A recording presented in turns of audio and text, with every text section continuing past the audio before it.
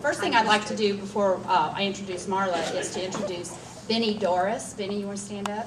Benny's an intern for Old Town Cape, and we missed him through the introductions. He came out to help Marla today, so welcome, Benny. And it's my privilege today to introduce Marla Mills, who's the director of Old Town Cape. And I kind of have more of a connection to her than Old Town Cape. I'm supposed to tell you a little bit about her. I could tell you a whole lot about her, but I'll try to not poke a stick at her and save it for Ted later.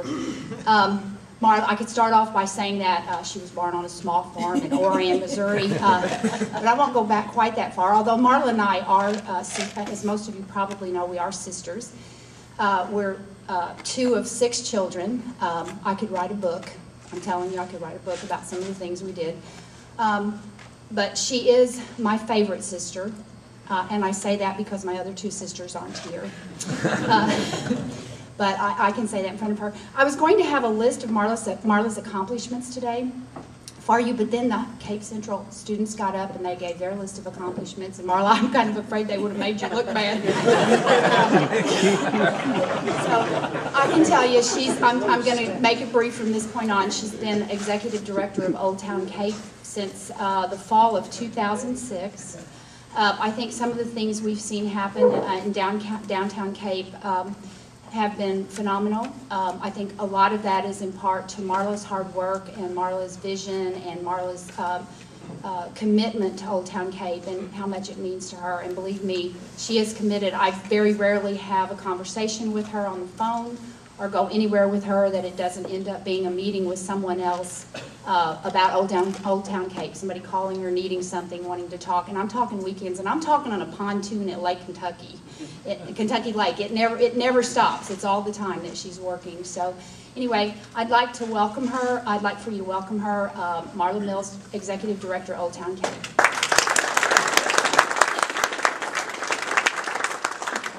I was going to ask you guys to have me come on a time when Connie wasn't going to be here. I'm not sure if I always want her to introduce me, but thank you, Connie. I'm going to use the podium. I do have a little PowerPoint. I'll go through this, and at the end I'll try to get through it in time for questions because I can't cover everything, and so, but I'm always open to asking questions. The first thing I always have to start out with, a lot of you know, but just in case, a little bit about Old Town Cape. We're a nationally accredited Main Street program. Main Street is under the National Trust for Historic Preservation. So we're an economic development program, basically with a historic preservation ethic. And so we work in historic preservation through economic development. Oops. All right. It worked well. Oh. Had it upside down. Didn't say I was bright. We have a lot of local partners, but we really consider our partners in revitalization. The top ones are the Chamber. We work a lot with the Chamber, the city, the university, the Convention and Visitors Bureau, and of course all the businesses and property owners downtown. I wanted to say at this point, and I meant to bring it up here, but Ted mentioned most of it. I brought the little opinion. I was going to mention that you guys really should be proud. You got a lot of really good exposure, and I was proud to know a lot of the Rotarians that have done that, and also your website. I went to it to look up something, and I was going to mention it too, so Ted did all that for me, but I also wanted to say that this club has done a lot of things for a lot of other organizations in town, and we're one of them. So I wanted to say thank you. It's our investors and donors and sponsors and our volunteers that allow us to do everything we do. And we really are a not-for-profit organization. And I think a lot of people confuse that, and I emphasize that because it's important for people to know that downtown is everybody's neighborhood, and if we want it to be what we want it to be as a community, it takes everybody working together to make it better, as you know, Mike.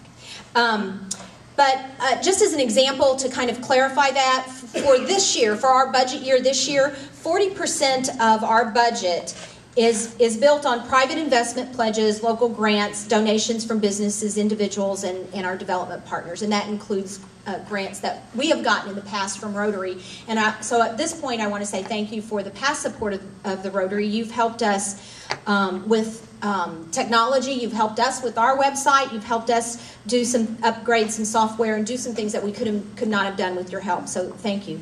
Also, about 14% of our budget this year comes from sponsorships, 15% from fundraisers, 10% in kind, and then about 17% comes from a contract with the city for services. So as you can tell by those percentages, we truly are a not-for-profit organization. The Main Street program is a 4-point approach to downtown revitalization, which, and I'm going to go through each of those points a little bit, and I thought what I'd do today, there's been a lot happen in our community over the past year, and so I thought, rather than just talking about each point, we would just highlight some of what's happened under each of those. So, what's up downtown? I'm going to tell you. That's the name of our weekly, we have a weekly newsletter, by the way. If you're interested in knowing every week what's going to happen downtown that weekend, go to our website, sign up for it. It's a great little weekly blurb that we send out. Design is the first point of the 4 points, and we have a committee, by the way, under each of these 4 points. They're all volunteers, and they help us move forward along with our development partners, again, the chamber and the city and those people. But design, you can think of it as developing spaces. The biggest project this year was, by far, the improvements to the Broadway Corridor. And I'm going to read something. A lot of people I think it's important to understand kind of the psyche behind the design of Broadway. And I think as I read this, it'll kind of bring it into focus for you. And some of you, if you were at our annual dinner, you may have heard this as we gave some awards around this or some recognition around this project. And so this was part of the presentation. But there's an organization that was founded about 35 years ago called Project for Public Spaces. And they say that if you plan cities for cars and traffic, you get cars and traffic. But if you plan for people and places, you get people and places. Placemaking is about planning for people. And so in the true spirit of placemaking, the Broadway streetscape improvements definitely made it a destination worth visiting and not just a throughway to and from the river. Recently, as I said at our annual dinner, we gave awards to the city or recognition to the city and the contractors, Horner Schifrin, SWT, and Frontenberger Concreters for that project because we think it's an important project in our community. But I also want to recognize that it was more than just what meets the eye. Behind that project, we worked with our partners and along with the ones I've already mentioned, and then also the Center for Innovation and Entrepreneurship, the Small Business Technology and Development Center.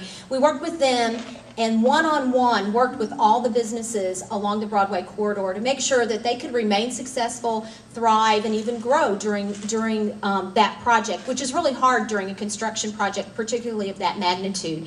And so we wanted to make sure, we also worked with media partners who lent us their creative people, and they helped us get the word out that businesses are open on Broadway, even if you have to use the back door.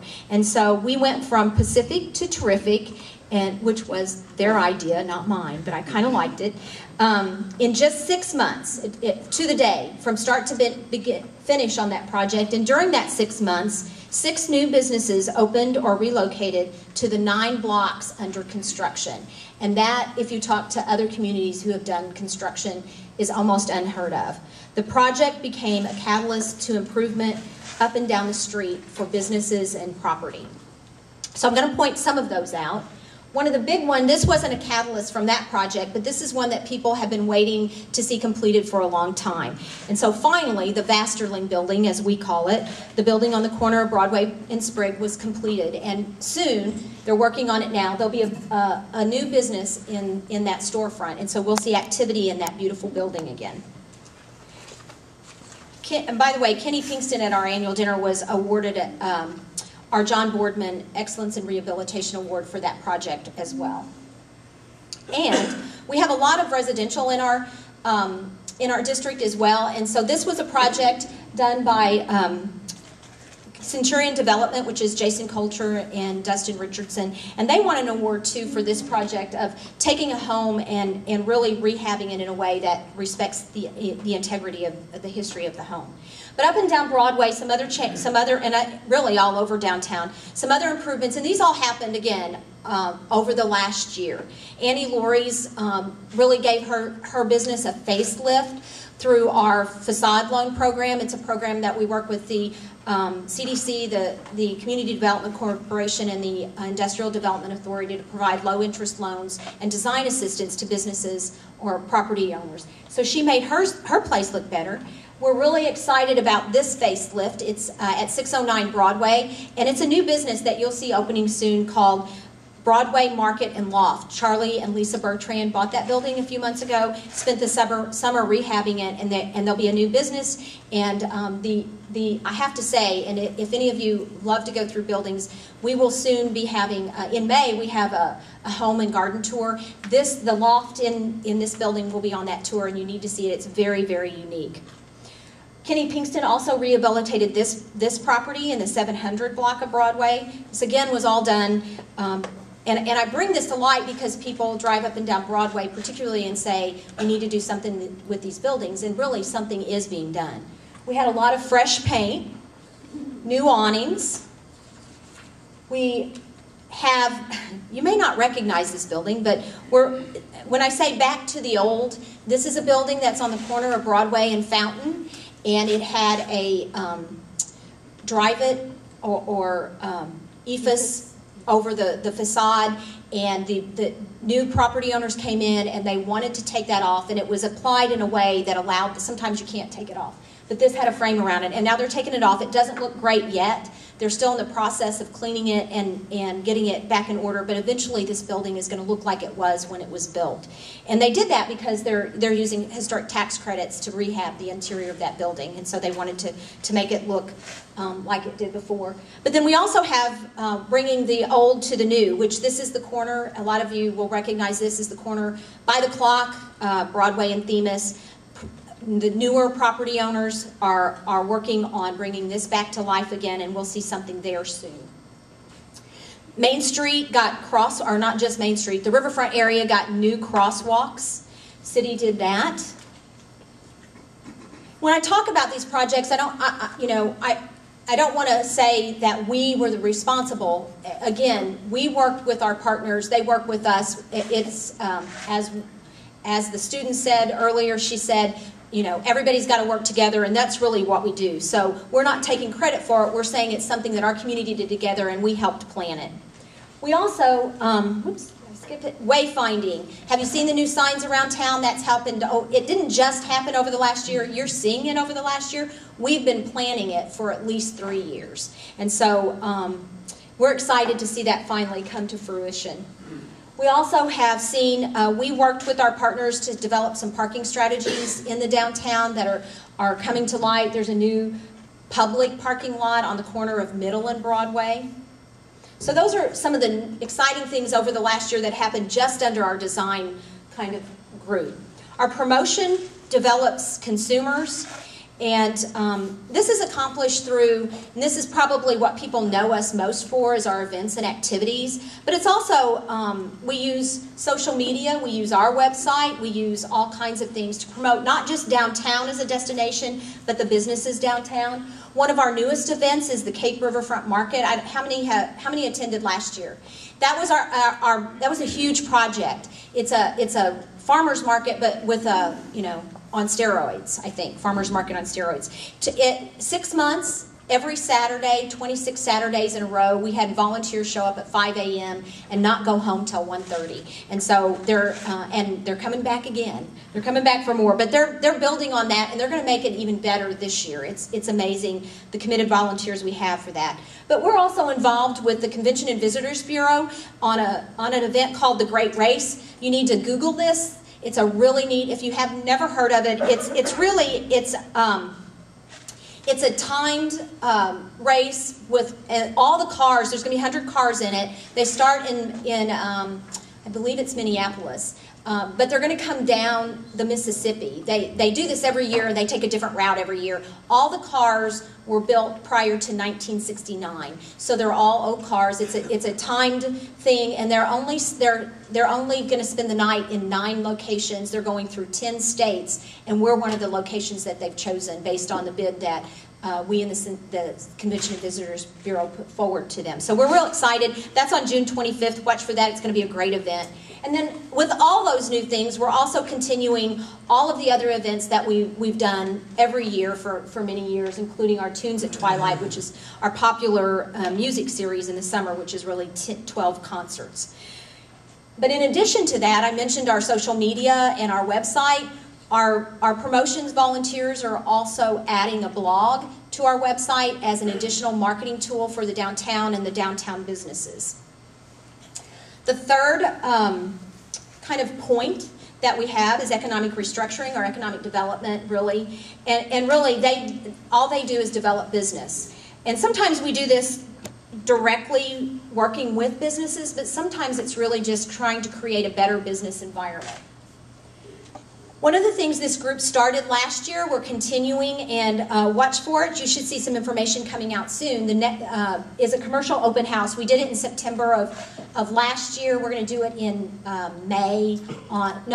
April 18th of this year again. And it's just an opportunity to get inside some of the commercial spaces that are available for lease or purchase downtown. So a way to promote those and a way to ask people to think about downtown as a place to do business.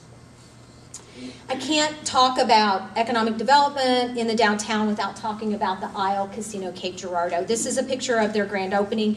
Although they're not in our downtown, we call them our neighbor. They're right next door to downtown. And they've had a big impact on us and what we do. And people ask me all the time, how have they changed what you're doing? They haven't changed it at all. They've accelerated it. They've made it happen a lot sooner, which is exciting for us. And sometimes we just have to kind of hold on to our shorts and hope we don't miss anything. But they've been a great neighbor, and they are really a good community partner.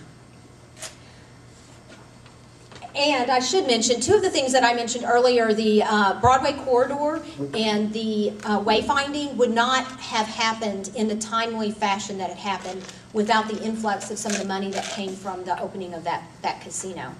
So other new businesses, how many of you have seen this business, Philanthropy? It's a phenomenal business in downtown, and it is, it seems like they've been there forever. They opened, I think, in June, again, in the middle of that construction. They are a franchise, the first franchise of a store out of Franklin, Tennessee.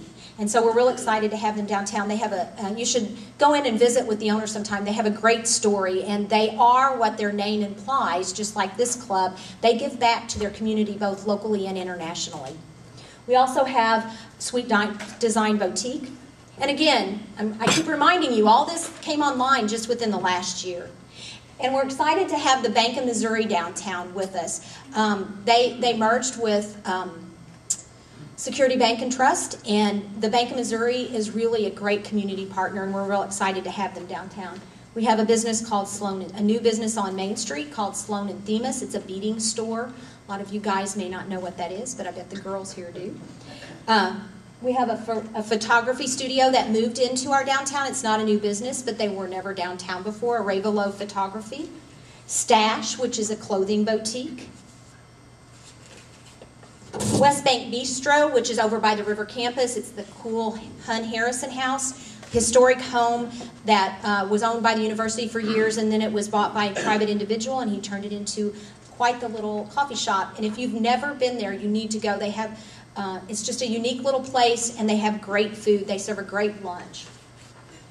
Our fourth group is our organization, and they develop partnerships. This is kind of the internal group. They make sure that we have the resources that we need to keep our organization going so that we can continue doing the work that we do under the other 3 points. Their job is to raise money and they also raise goodwill through a scholarship garden that they take care of. We raise money through selling ornaments. We raise money through an auction that some of you may attend. And they sponsor our annual dinner, and Connie mentioned that. Again, I see some faces here that were at that dinner. It was at the aisle, and by the way, did I mention that they're a great community partner? It was a great event that night, and we were really proud. We give a lot of awards that evening, both to recognize people and to really raise the awareness of everything that's going on downtown and the good people that are working in conjunction with that. And then we have really worked, and we do this on an ongoing basis, to connect with the businesses and property owners downtown and help them in any way that we can. Help them grow and sustain as a business, and then help them with any needs that they might have. So, this was just a highlight, and it really only touches the surface of things we have worked on this past year.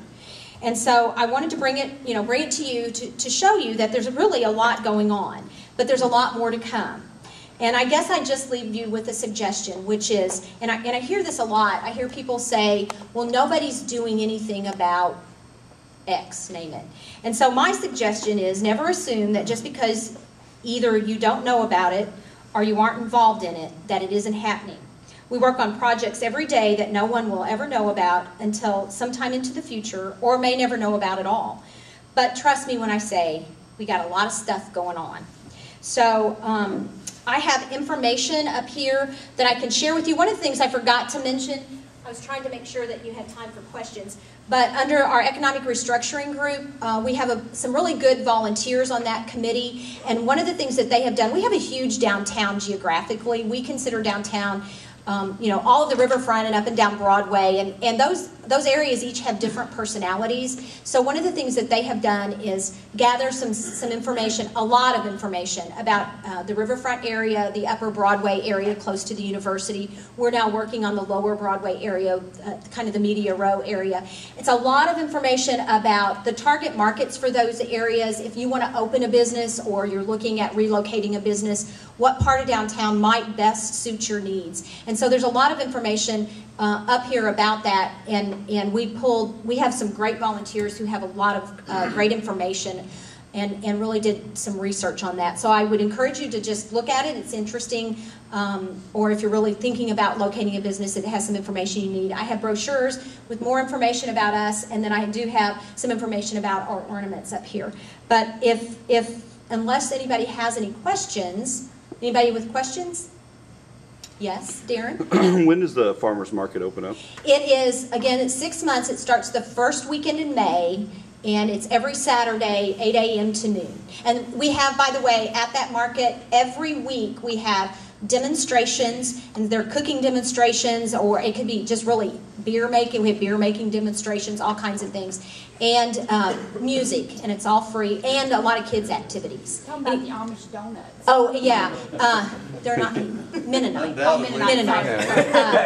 Yeah. Enos has, he's been at the Thursday market as well, and he sells donuts, but for, no surprise, they're more popular on Saturday mornings, and they're as big as your head, I'm telling you. They are as big as your head. But part of the premise, we have great volunteers around this, and mostly the volunteers that work on this are very committed to providing healthy eating choices to people. We have organic farmers, we have all kinds of people, but the longest, so we really promote that a lot. For me, it's a way to bring people downtown, but for them, it's about healthy eating. And it's funny because every Saturday, the longest line is the donut guy. So, and we also have, by the way, at the market, it's a very social event. If you haven't been, we have tables and chairs set up where people can have a donut and drink coffee, and some people spend the whole day there, the whole morning.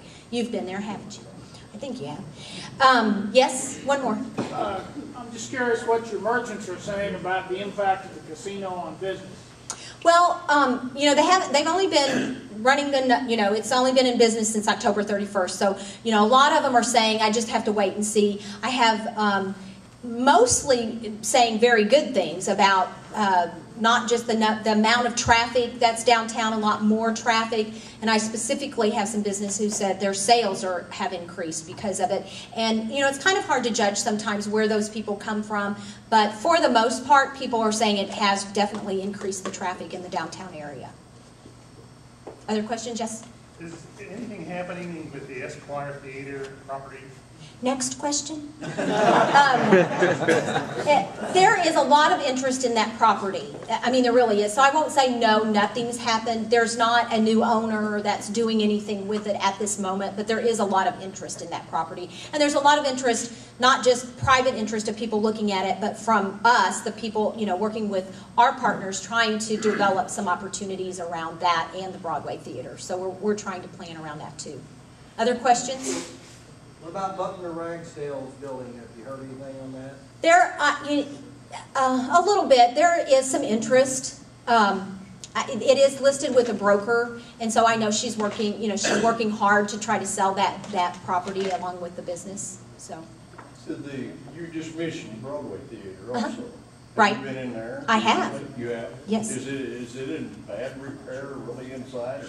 No, I mean, no, it's really not. Nothing like the Esquire. The Esquire needs some roof work. It needs a lot of work. But no, it's in pretty good shape, really. It's just huge. The Broadway Theater is a huge theater. It was built in the vaudeville era, so it was built for live performances. It's just a huge theater. And the Esquire was built for movies, so it's a much smaller theater. Other questions? Okay. Well, thank you for having me. I appreciate it.